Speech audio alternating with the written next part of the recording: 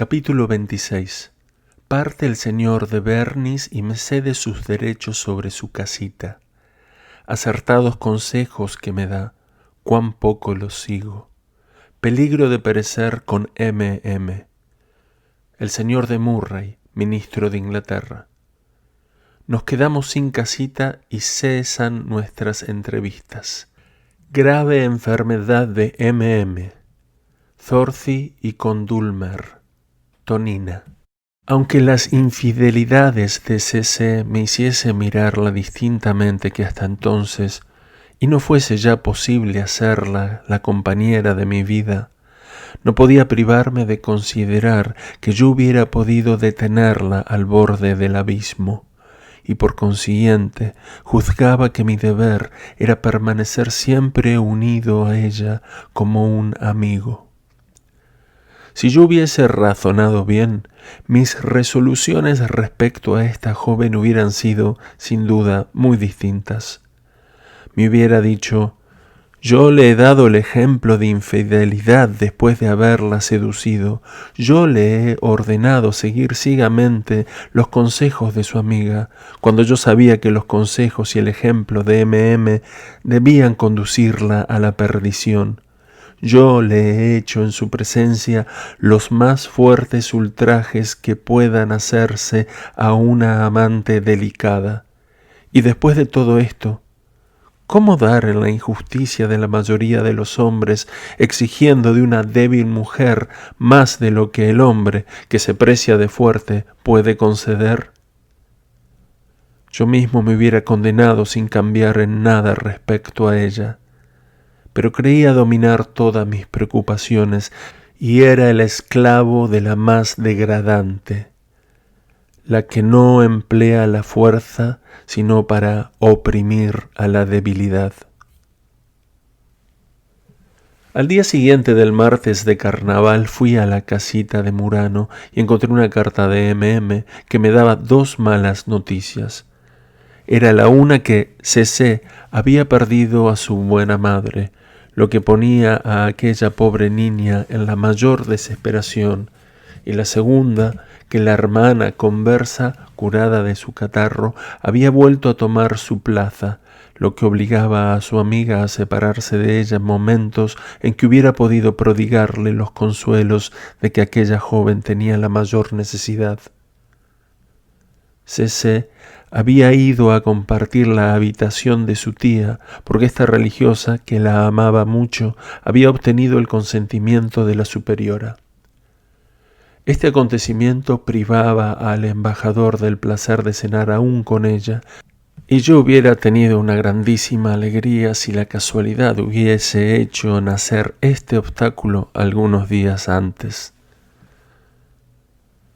Todas estas desdichas, que me parecían poca cosa después de la que revelaban porque C.C. podía llevar el castigo de sus placeres, y como yo me consideraba el primer causante de su desgracia, me creía obligado a no abandonarla jamás, lo que podía ocasionarme terribles contratiempos. M.M. me invitaba a cenar con su amigo el próximo lunes.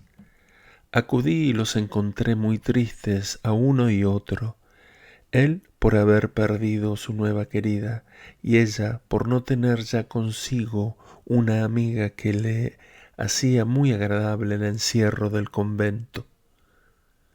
Hacia medianoche el señor de Bernis nos dejó, diciéndonos con un aire muy triste que temía verse obligado a ir a pasar algunos meses en Viena por una importante negociación. Al mismo tiempo convinimos en que nuestras cenas tendrían lugar los viernes. Cuando quedamos solos, M.M. me dijo que el embajador me agradecería no fuera a la casita, sino 2 horas más tarde. Comprendí que aquel hombre, libertino, amable, tenía la preocupación muy natural de no poder entregarse a las manifestaciones de su ternura, sino cuando tenía la certidumbre de hallarse sin testigos. El señor de Bernis acudió puntualmente a nuestras cenas hasta su marcha a Viena, y siempre nos dejaba a medianoche. Ya no se trataba del escondite, puesto que no nos acostábamos más que en la alcoba. Por lo demás, como yo había tenido tiempo de hacer el amor antes de mi llegada, no tenía ningún deseo de quedarse. Me encontraba siempre amoroso y aún con algún momento de ardor, porque como no podía verla más que cada 8 días, y durante estos intervalos le guardaba fidelidad, nuestros goces eran siempre supremos. Las cartas de SS que ella me entregaba me enternecían hasta el punto de hacerme derramar lágrimas, porque en ellas me decía que después de la desgracia que la afligía de haber perdido a su madre, no debía ya contar con la amistad de ninguno de sus parientes. Me llamaba su único amigo, su solo protector, y hablándome de la pena que experimentaba al no poder esperar verme mientras permaneciese en el convento, me suplicaba que continuase siempre fielmente unido a su querida amiga. El Viernes Santo, al llegar a la casita, encontré a aquella pareja sumida en la mayor tristeza.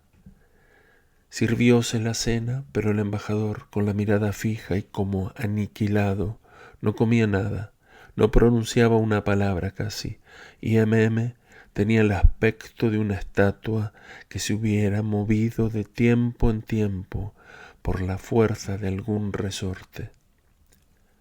La discreción y las conveniencias me impedían hacerles la más ligera pregunta, pero nos dejó solos, y entonces el señor de Bernis me dijo que se encontraba afligida y que podía tener razón de estarlo porque él se veía precisado a marchar a Viena 15 días después de Pascuas. Puedo confiaros, añadió, que creo que no me será fácil volver, pero no hay que decírselo porque ella se desesperaría. Volvió poco tiempo después, pero fácilmente se conocía que había llorado. El señor de Bernis, después de algunas palabras insignificantes y viéndola siempre triste, dijo: «No os aflijáis, mi querida amiga.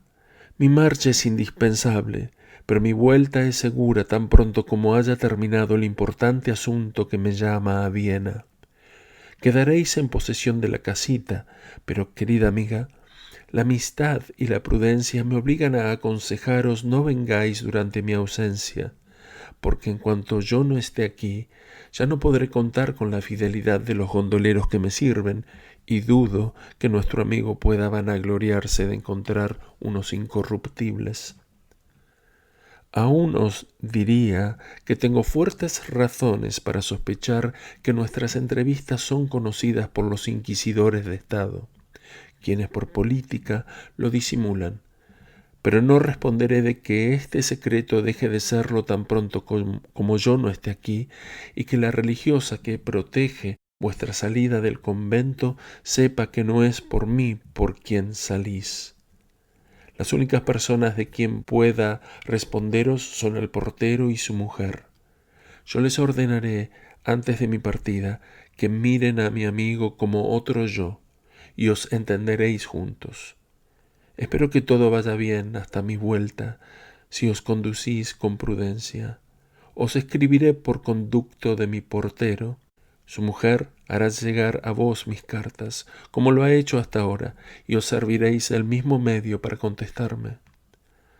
Debo partir, mi tierna amiga, pero mi corazón queda con vos, y os dejo hasta mi regreso encomendada a un amigo que me felicito de haber conocido. Os ama y tiene corazón y experiencia. No os dejará caer en ningún compromiso». Este discurso conmovió tanto a que nos rogó la dejáramos partir, porque se sentía con necesidad de estar sola y de acostarse. En el momento de su partida, acordamos cenar juntos el jueves siguiente. En cuanto quedamos solos, el embajador me demostró la indispensable necesidad de ocultarle que partía para no volver. «Voy», me dijo, a trabajar cerca del gabinete austríaco en un tratado que hará hablar a toda Europa. Os ruego me escribáis como amigo y sin ninguna reserva, y si amáis a nuestra amiga, tened cuidado de su honor, y sobre todo, si es preciso, tened fuerza para oponeros a todo lo que os pudiera exponer a desgracias que pueden precaverse, y que os serían igualmente funestas. Ya sabéis lo que sucedió a la señora de arriba, religiosa en el convento de S. Se la hizo desaparecer en cuanto se supo que estaba encinta, y el señor de Frulay, mi antecesor, volvióse loco poco tiempo después y murió. Juan Jacobo Rousseau me ha dicho que fue efecto de un veneno, pero este es un visionario que todo lo ve negro. Yo creo que murió de pena por no poder hacer nada por esta desgraciada, a quien el Papa ha dispensado después de sus votos y que, tras de haberse casado, vive actualmente en Parma sin estima ni consideración. Haced que los sentimientos de una amistad leal y prudente hagan callar los sentimientos del amor. Ved a M.M. alguna vez en el locutorio, pero absteneos de verla aquí, porque los gondoleros os harán traición. La certidumbre en que estamos de que ellas se encuentren en un estado satisfactorio disminuye mucho la pena que experimento, pero convenid en que habéis estado bien imprudente. Habéis desechado una terrible desgracia. Reflexionad en el partido extremo que os hubieras visto obligado a adoptar, porque estoy seguro de que no la hubieras abandonado. Ella creía que con abortivo se podía destruir el peligro, pero yo le he hecho renunciar a esa idea. En nombre de Dios, sed prudente en lo sucesivo y escribidme todo, porque siempre me interesaré por su suerte y por deber y por sentimiento. Volvimos juntos a Venecia, donde nos separamos, y yo pasé el resto de la noche en una grande agitación. Al día siguiente escribí una carta a nuestra bella afligida, y prodigándole las expresiones que creía más propia para distraerla, trataba de insinuar la necesidad en que nos hallábamos de someternos a un sistema de prudencia y evitar todos los accidentes que pudieran hacernos completamente desgraciados. Al día siguiente recibí su respuesta, y en cada línea expresaba la más profunda desesperación. La naturaleza la había dotado de un temperamento que el hábito del placer había desarrollado hasta hacerle insoportable el claustro, y yo preveía los combates que iba a haberme precisado a sostener. Nos vimos el jueves después de Pascua, y yo la había prevenido que no iría a la casita hasta medianoche. Ella había tenido tiempo de pasar con su amigo 4 horas en lamentos y penas, durante las cuales había maldecido muchas veces su cruel destino y la idea que había tenido de tomar el velo. Cenamos en terceto, y aunque la cena fue suntuosa y delicada, no le hicimos honor. En cuanto terminó, el embajador partió, rogándome me quedara, lo que hice sin preocuparme lo más mínimo de los placeres que podría disfrutar, porque el amor no sabría encender su antorcha entre dos amantes cuyo corazón está fuertemente preocupado y presa de un gran dolor. M.M. había adelgazado, y el estado en que la veía excitaba mi compasión, excluyendo todo otro sentimiento. La tuve largo tiempo estrechada entre mis brazos, cubriéndola de besos tiernos y afectuosos, pero no demostré ninguna intención de distraerla con algunos instantes de extravío en los que su espíritu no hubiera podido tomar parte. Me dijo, antes de separarnos, que acababa de probarle que verdaderamente la amaba y me rogaba con una divina expresión que reflexionara que ella no tenía más amigo ni protector que yo. La semana siguiente nos reunimos como de costumbre. El señor de Bernis llamó al portero un instante antes de cenar y extendió en su presencia un acta que le hizo firmar. Por este escrito me transmitía todos sus derechos sobre cuanto se encerraba en la casita y le mandaba considerarme en todo como a él mismo. Nos prometimos cenar juntos 2 días después para despedirnos, pero al llegar encontré a M sola, de pie, pálida como la muerte, o más bien blanca como una estatua de mármol.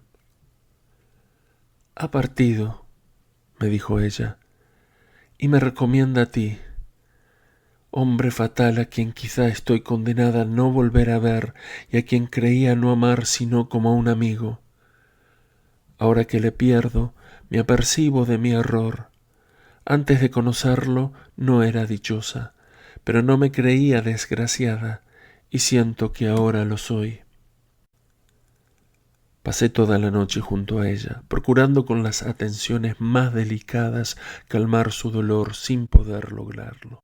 El carácter de su alma, tan transportada por el placer cuando se creía dichosa, como abandonada al dolor cuando la dicha le huía, se apareció por completo a mi vista durante esta larga y penosa noche. Ella me citó la hora a que el día siguiente debía ir al locutorio, y me regocijé al llegar y encontrarla menos triste. Me enseñó una cartita que su amigo le había escrito desde Treviso, y después me dijo que yo debía ir a verla 2 veces por semana, advirtiéndome que bajaría tan pronto con una religiosa, tan pronto con otra, porque preveía que mis visitas no tardarían en ser el asunto de las conversaciones y la gran novedad del convento, en cuanto se supiera que yo era el mismo individuo que iba a la misa a su iglesia. Por consiguiente, ella me dijo que me anunciara bajo otro nombre, para no excitar ninguna sospecha a la tía de Cece. Sin embargo, añadió, esto no me impedirá venir sola cuando tenga que decirte alguna cosa de particular. Prométeme, amigo mío, cenar y dormir en la casita lo menos una vez por semana, y escríbeme cada vez una cartita que la portera cuidará de entregarme. No me costó ningún trabajo hacerle esta promesa. Pasamos así 15 días bastante tranquilamente hasta que ella recuperó su jovialidad y sus inclinaciones amorosas adquirieron nuevo vigor. Durante este tiempo me dio una noticia que me hizo mucho bien, y era que Cece estaba fuera de todo peligro.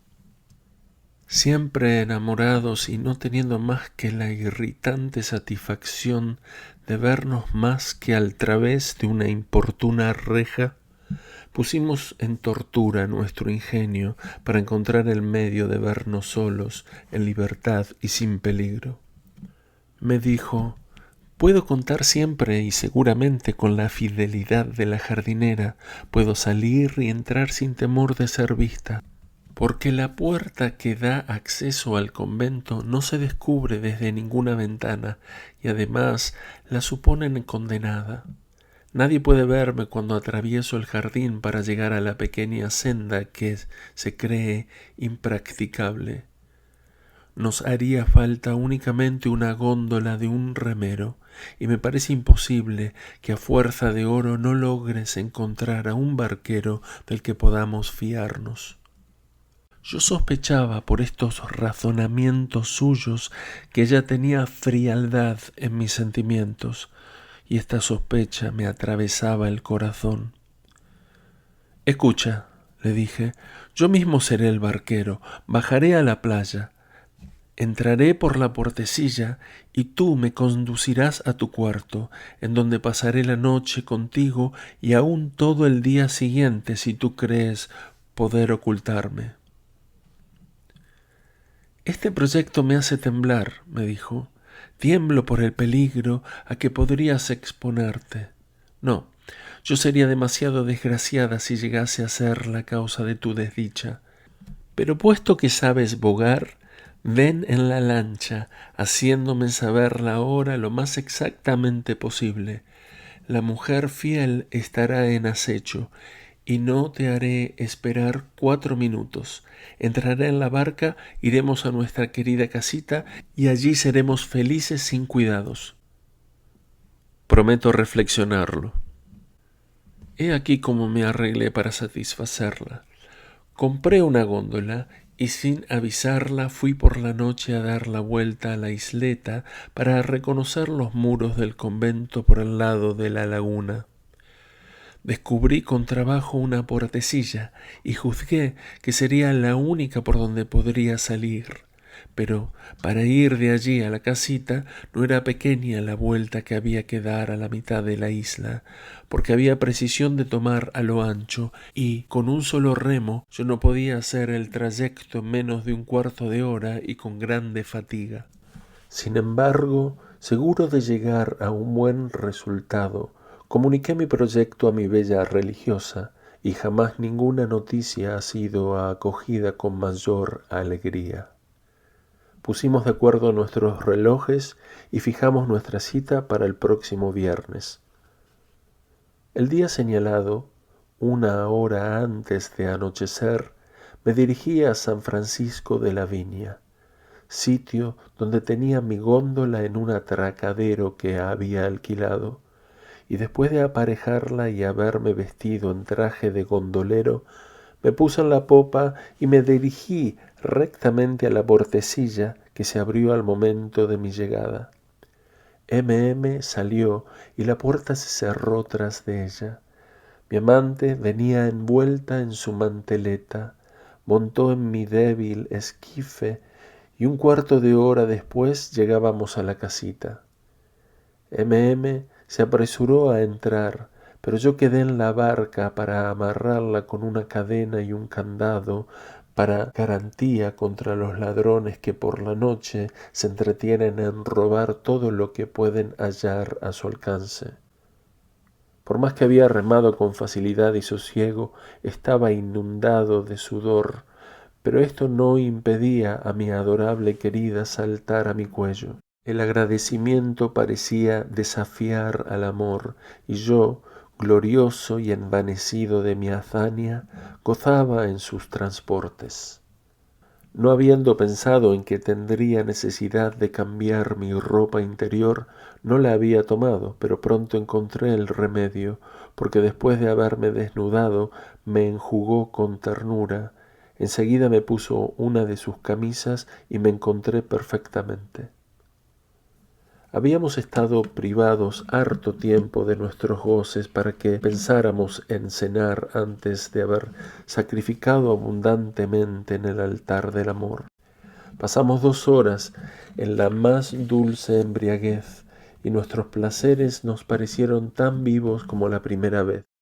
A pesar de mis ardores, a pesar del fuego que consumía a mi querida, fui bastante dueño de mí mismo para engañarla en el momento del peligro, porque yo tenía muy presente en mi imaginación el cuadro que nuestro amigo me había pintado. Alegre y alocada, encontrando novedad en mi disfraz de gondolero, animó nuestros placeres con las salidas más amorosas. Pero era inútil que tratara de acrecer mi amor, porque la amaba más que a mí mismo. Las noches eran cortas, ella debía volver al convento antes de las 3 de la mañana, y ya era más de medianoche cuando nos pusimos a la mesa. Para colmo de desgracia sobrevino una tempestad mientras cenábamos. Los cabellos se nos erizaban. Concentramos nuestra esperanza en la naturaleza de la tempestad, que generalmente no dura más de 1 hora. Esperábamos también que no dejase tras de sí un viento demasiado fuerte, lo que algunas veces sucede, porque aunque yo fuese resuelto y vigoroso, estaba, sin embargo, lejos de tener la destreza y costumbre de un barquero. En menos de media hora estalló la tempestad. Los relámpagos se sucedían con rapidez, el trueno retumbaba y el viento azotaba todo a su paso con extrema violencia. Sin embargo, después de una gran lluvia y en menos de una hora, el cielo se despejó, pero no aparecía la luna. Era el día siguiente al de la ascensión. Dieron las 2. Asomé la cabeza a la ventana y sentí un viento fortísimo y en dirección que nos era contraria. Ma tirano del mar, libecchio resta. Queda dueño del mar, viento furioso. Este libecchio, a quien Ariosto llama con razón tirano del mar, es el viento del sureste que en Venecia se llama vulgarmente garbino. Aunque me lo callaba, estaba asustado. Dije a mi amiga que era indispensable sacrificásemos una hora de placer por exigirlo la prudencia. Partimos al instante, porque si el viento aumentaba, me sería imposible doblar el extremo de la isla. Ella conocía la necesidad de someterse a mi consejo. Tomó entonces la llave de su cofrecillo, del que tenía necesidad de tomar dinero, y recibió una grata sorpresa al ver cuadriplicado su caudal. Me dio las gracias por no haberle dicho nada. Me aseguró que ella no necesitaba ni quería más que mi corazón, y siguiéndome entró en la barquilla, en la que se acostó tendida para no impedir la maniobra. Me puse la ropa lleno de valor y de miedo, y en 5 minutos tuve la satisfacción de doblar la punta. Pero allí era donde el tirano me esperaba. Pronto comprendí que la fuerza del viento no tardaría en debilitar la mía. Yo remaba con todo el vigor posible, pero todo lo que conseguía era que no reculase mi embarcación. Hacía una hora que me hallaba en esta faena y me sentía desfallecer sin atreverme a decir palabra. Estaba falto de aliento, pero no podía pensar en reposar. El menor momento de descanso me hubiera hecho ir hacia atrás bastante lejos, y esto hubiese sido una gran contrariedad. M. permanecía inmóvil y en profundo silencio, porque conocía que yo debía estar incapaz para responderle. Ya comenzaba a desesperar. Distinguí a lo lejos una barca que venía rápidamente hacia nosotros. ¡Qué dicha! Esperé que nos hubiera pasado, pues sin esto no hubiera podido hacerme oír. Pero en cuanto la vi a mi izquierda y a 2 toesas de distancia, grité fuertemente: «¡Socorrednos y ganaréis 2 sequíes!». Arriaron la vela. Vinieron hacia mí a 4 remos, me abordaron y les pedí un hombre que me ayudara a llegar a la opuesta extremidad de la isla. Me pidieron un sequí adelantado y se los di, prometiendo entregar el otro al hombre que viniera conmigo. En menos de 10 minutos me vi en el pequeño canal del convento, pero el secreto me era demasiado caro para arriesgarlo. En cuanto llegamos al extremo, pagué a mi auxiliar y lo despedí. Desde allí me favorecía el viento. Desanduve el camino y llegué fácilmente a la puertecilla, donde M. bajó diciéndome: «Vete a dormir a la casita». Encontré su consejo muy prudente y lo seguí. Tenía viento en popa, llegué sin fatiga y dormí hasta entrada la tarde. En cuanto me levanté, escribí a mi querida amante que me encontraba bien y que nos veríamos en la reja del locutorio. Enseguida me fui en mi barquilla a San Francisco, me enmascaré y me encaminé a Listón. Al día siguiente M. acudió sola a la reja y nos hicimos todas las reflexiones que el suceso de la víspera pudo sugerirnos. Pero en lugar de tomar la determinación que la prudencia debía aconsejarnos, de no exponernos más al peligro, creímos hacer un gran esfuerzo de juicio, prometiéndonos que, en caso de que nuevamente nos amenazara la tempestad, nos separaríamos en el momento de iniciarse. Debimos, sin embargo, convenir en que si el amor o la casualidad no nos hubiese proporcionado la protectora barca, hubiéramos tenido que volvernos a la casita, porque no podía regresar al convento. ¿Y cómo hubiera entrado después? Hubiéramos tenido que abandonar Venecia, y esto para siempre.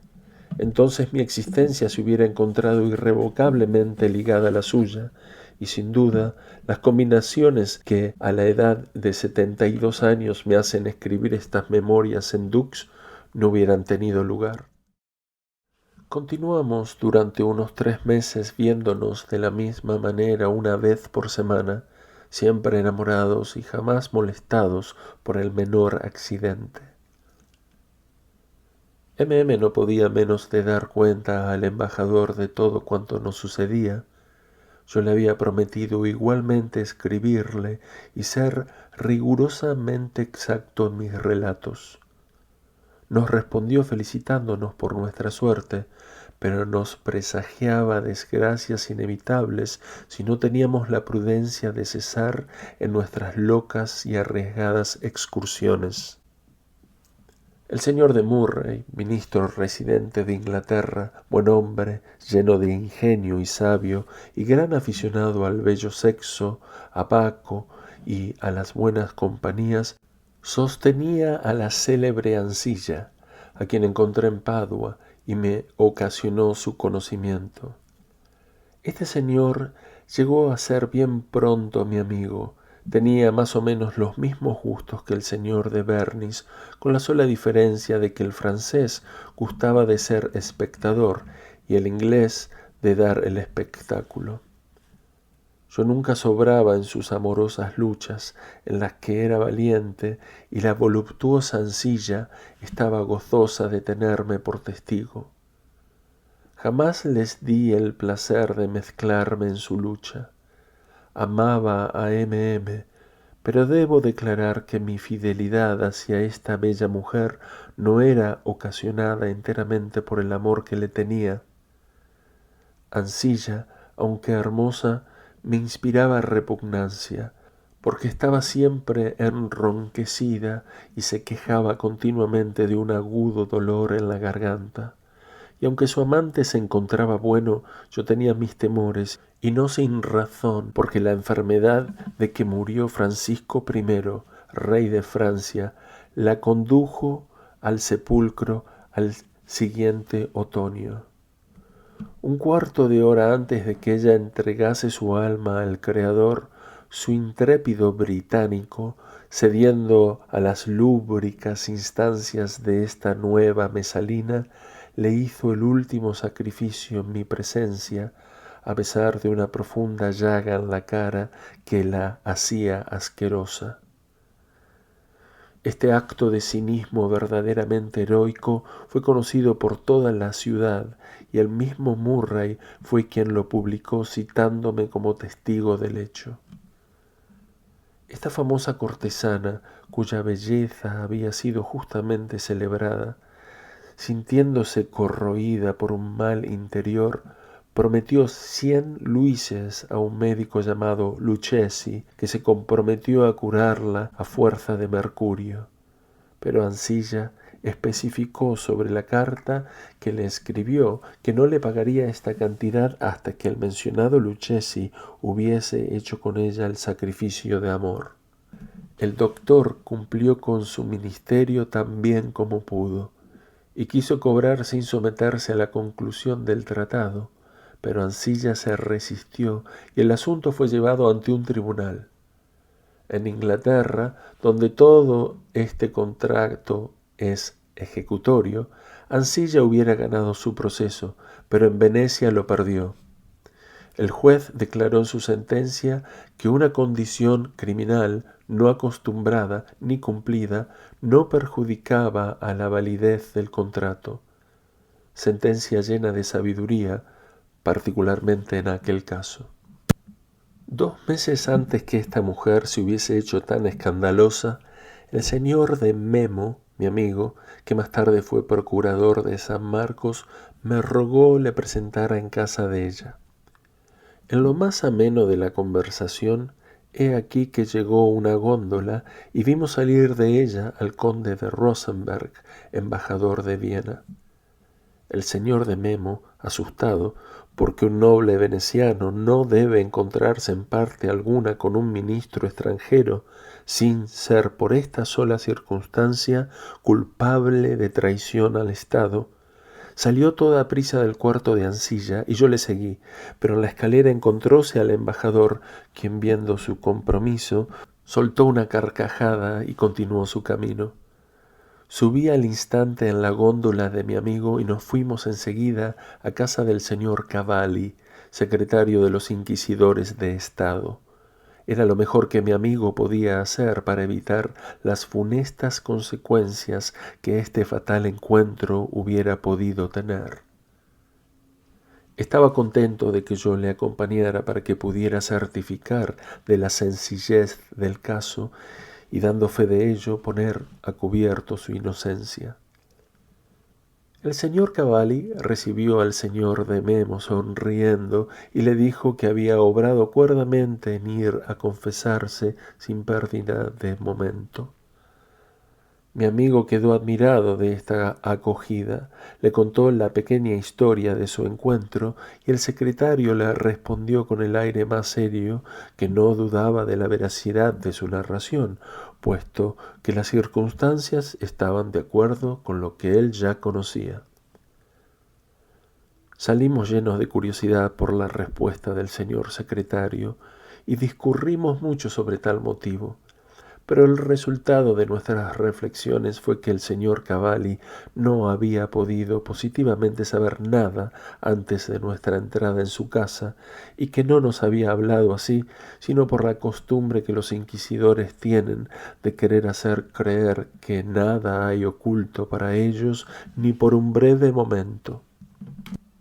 Después de la muerte de Ancilla, quedó el señor de Murray sin querida efectiva, pero revoloteando como una mariposa gozaba alternativamente las más bonitas muchachas de Venecia. Este amable sensualista partió 2 años después para Constantinopla y ha sido durante 20 años ministro del gabinete inglés cerca de la Sublime Puerta. Volvió en 1778 a Venecia con intención de acabar allí sus días, lejos de los negocios, pero murió en el lazareto 8 días antes de que terminara la cuarentena de rigor. La fortuna continuaba favoreciéndome en el juego.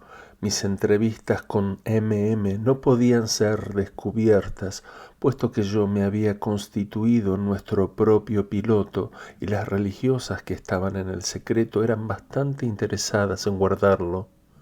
Yo disfrutaba de una vida muy divertida, pero preveía que tan pronto como el señor de Berny se decidiera a hacer saber a M.M.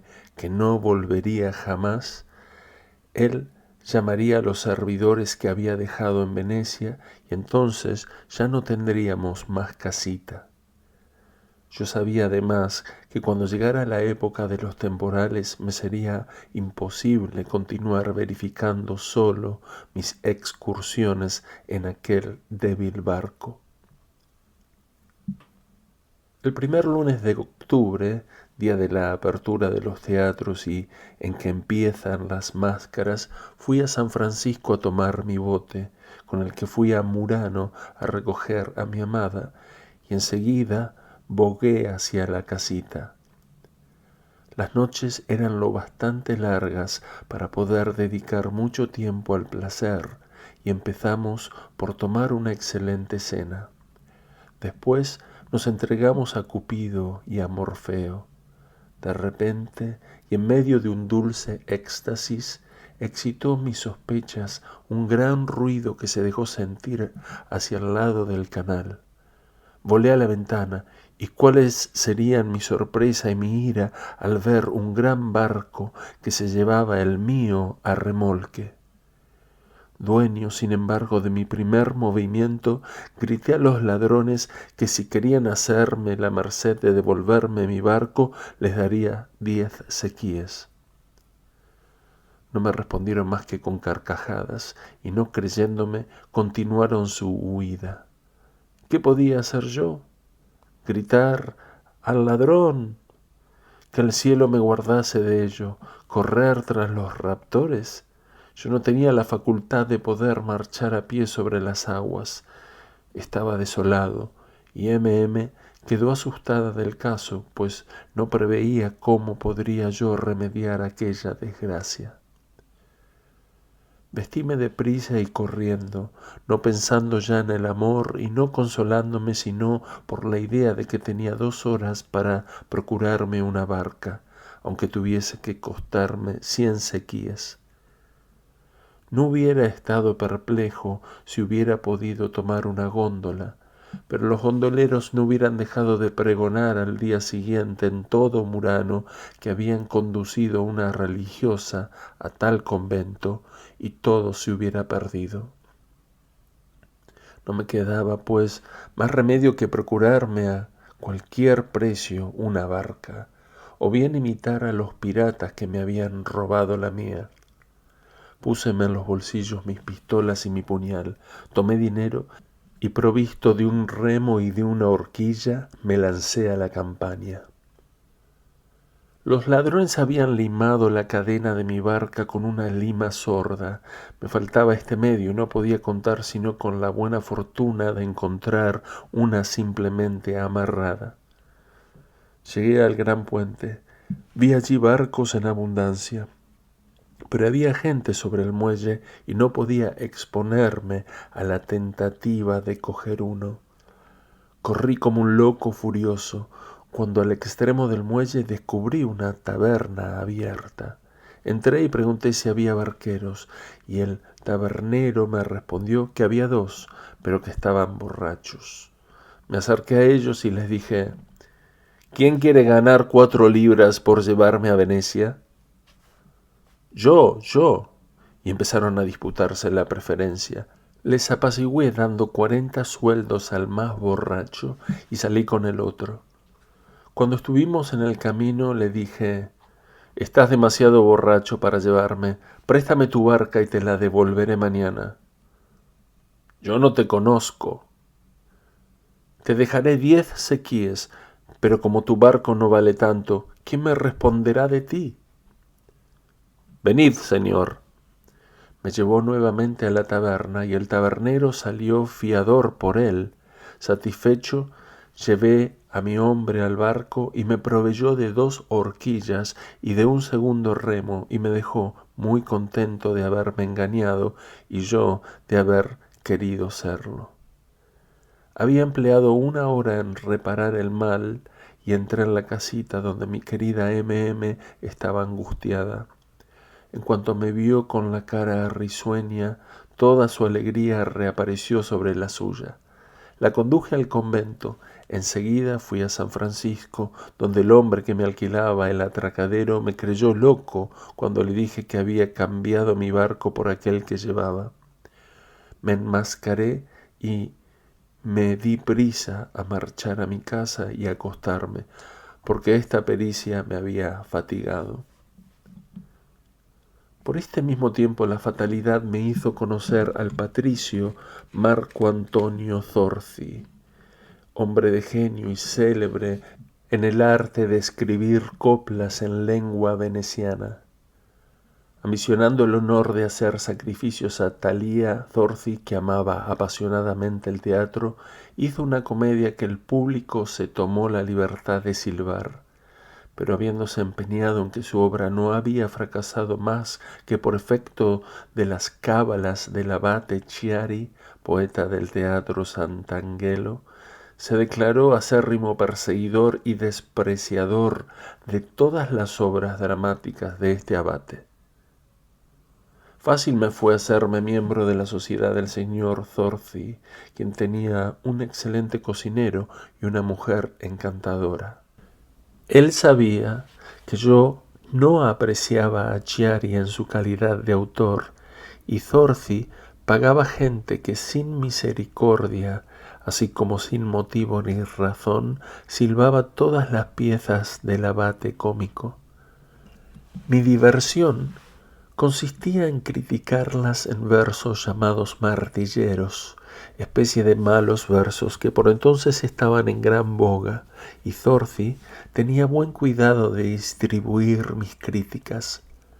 Este mal proceder me conquistó un poderoso enemigo en el señor Condulmer, a quien además le era antipático, porque parecía que yo poseía todas las buenas gracias de la señora Zorzi, a quien, antes de mi aparición, él hacía asiduamente la corte. Por lo demás, este señor Condulmer tenía razón en quererme mal, porque siendo dueño de una buena parte del teatro de Sant'Angelo, el fracaso de las piezas del abate le perjudicaba, ya que no podían alquilarse los palcos sino a muy bajo precio, y el interés es casi para todo el mundo una cláusula sine qua non.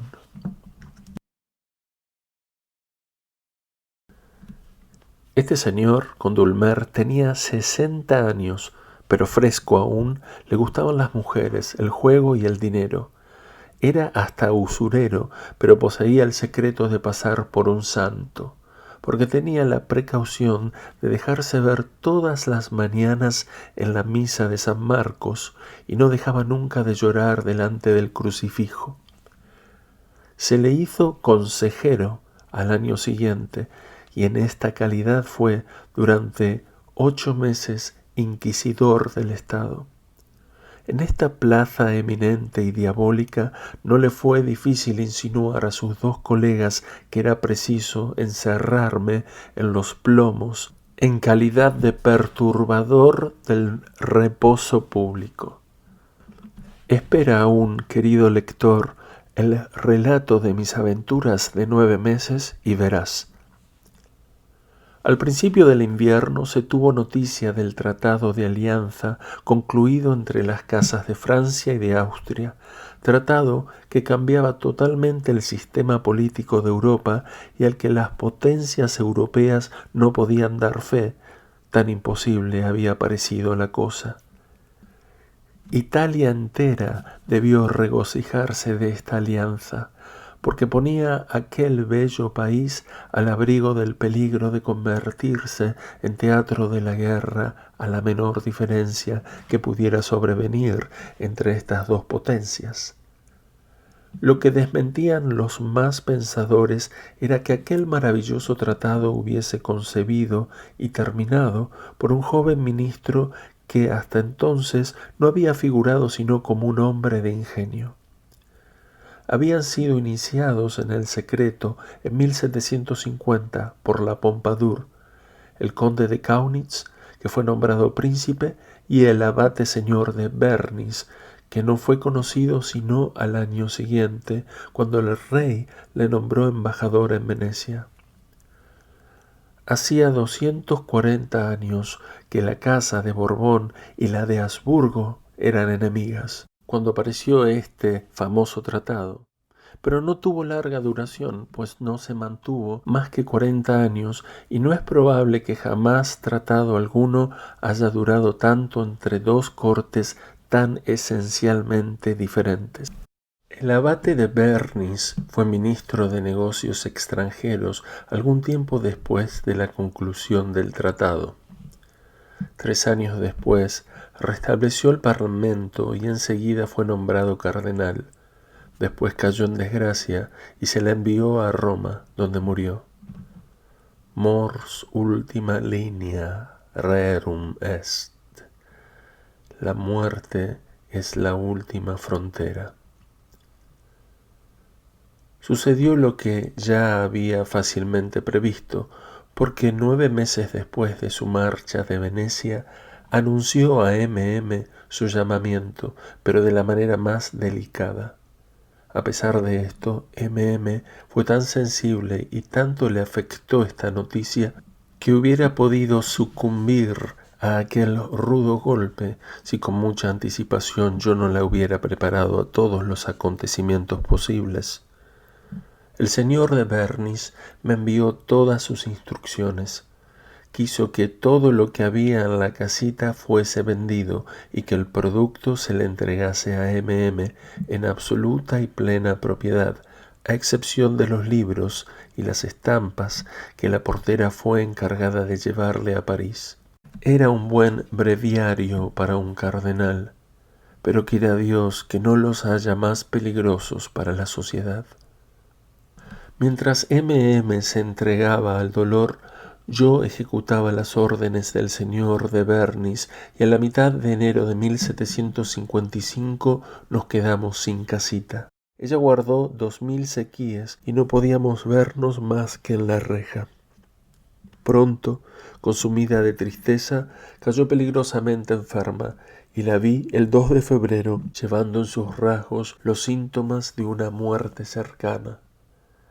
Me entregó su joyero con todos sus diamantes y todo su dinero, a excepción de una pequeña cantidad, todos los libros obscenos que tenía y todas sus cartas, diciéndome que si ella no moría, se lo devolvería, pero que todo me pertenecería si, como sospechaba, sucumbía a la enfermedad que esperaba atravesar. También me dijo que C.C.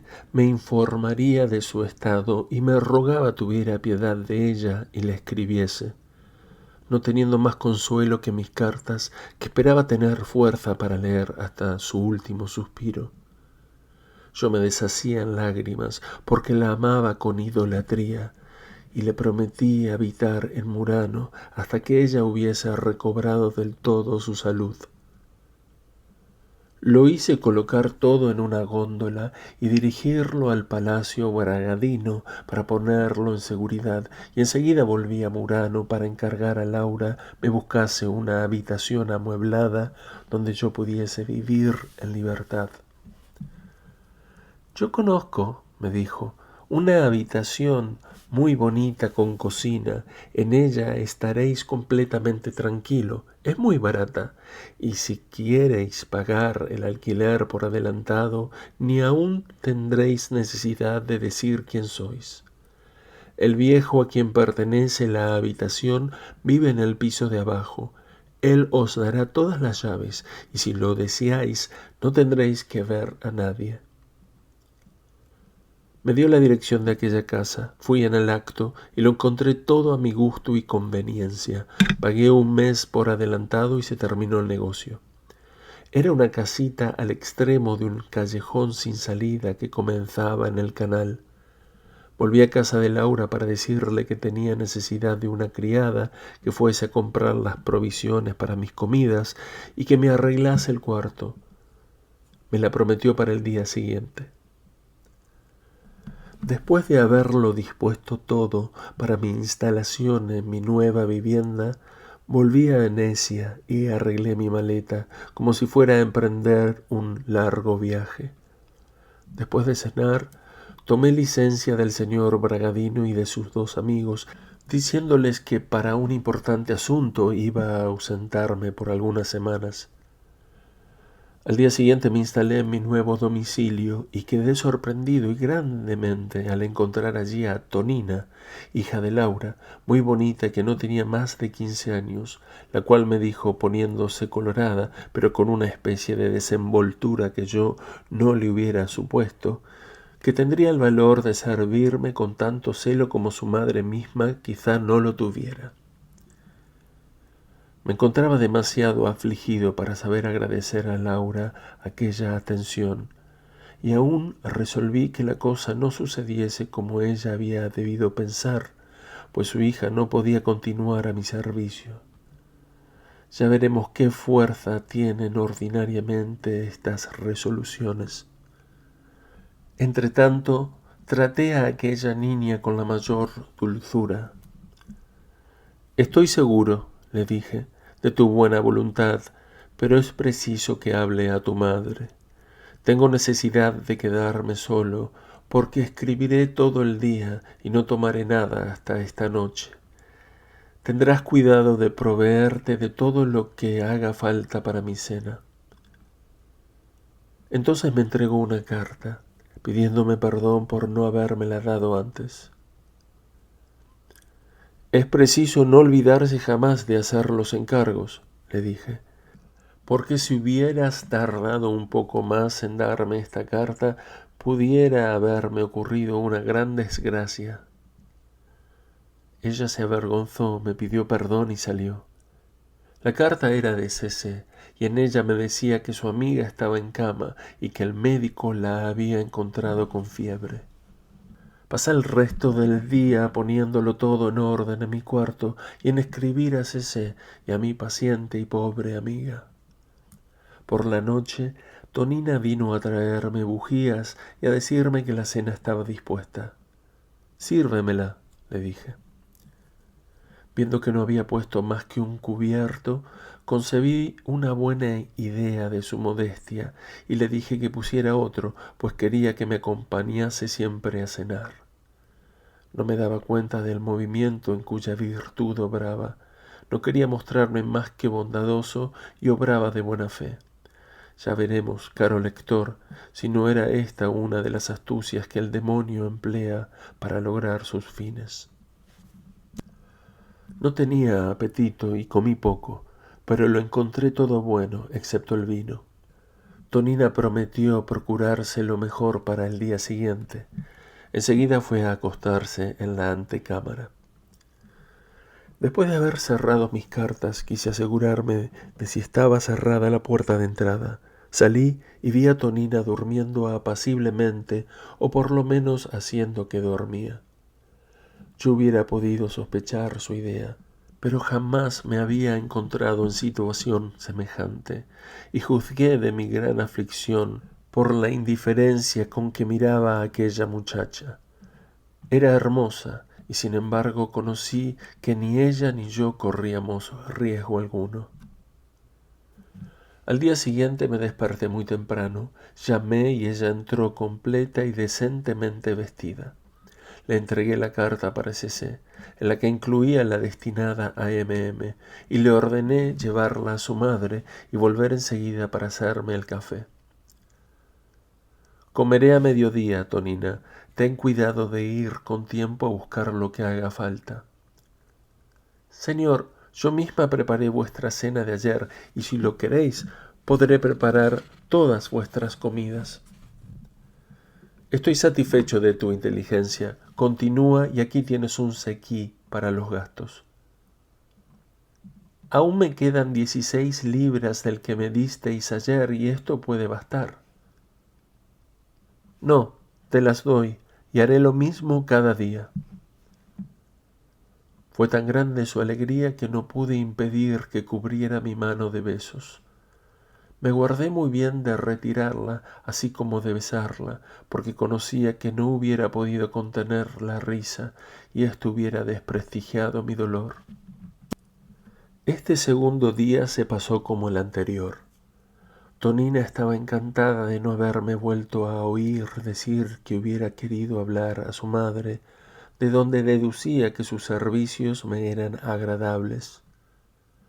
Sintiéndome débil y temiendo despertarme demasiado tarde al día siguiente para enviar mi carta al convento, pero no queriendo, sin embargo, despertar a Tonina si se dormía, la llamé suavemente. Se levantó enseguida y entró no llevando más que una corta enagua. Le di mi carta, aparentando no ver nada, y la mandé llevársela a su madre por la mañana antes de entrar en mi cuarto.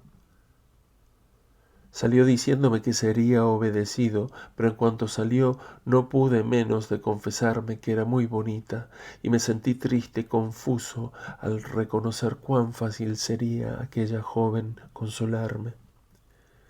Mi dolor se me imponía, y tomé la resolución de alejar de mí un objeto que podía curarme. Mañana, me dije, hablaré a Laura para que durante el día me busque una sirvienta menos seductora. Pero la noche es consejera, y al día siguiente me hice fuerte en el sofisma de decir que aquella muchacha era irresponsable de mi debilidad y que yo no debía castigarla causándole el más sensible disgusto.